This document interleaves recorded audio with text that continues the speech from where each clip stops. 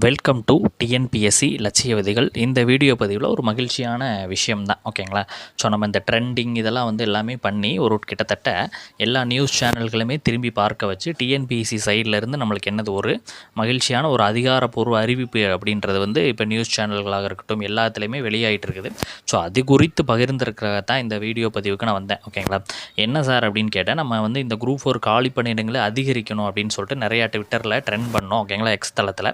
So இப்போ என்ன ஒரு நியூஸ் கிடச்சிருக்குது அப்படின்னா, இந்த காலி பணியிடங்களை அதிகரிக்க டிஎன்பிசி திட்டமிடப்பட்டுள்ளதாக ஒரு தகவல் என்பது கிடைச்சிருக்குது.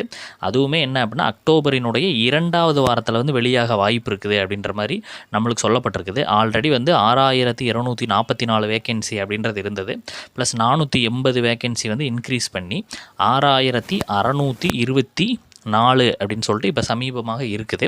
ஸோ தேர்வு வெளியிடுவதற்கு முன்னர் இந்த மாதிரி இந்த வேகன்சி உயர்த்தப்படும் அப்படின்னு சொல்லிட்டு நம்ம ஒரு பான வீடியோலே பார்த்துருப்போம், ஓகேங்களா. ஸோ இப்போ டிஎன்பிசி சைட்லேருந்து அதிகாரப்பூர்வமாக அக்டோபர் 2ஆம் வாரத்துக்குள்ளே ரிசல்ட் வரும். அதில் உங்களுக்கு வேக்கன்சி உயர்த்த திட்டமிடப்பட்டுள்ளதாக நம்மளுக்கு தெரிவிக்கப்பட்டிருக்குது.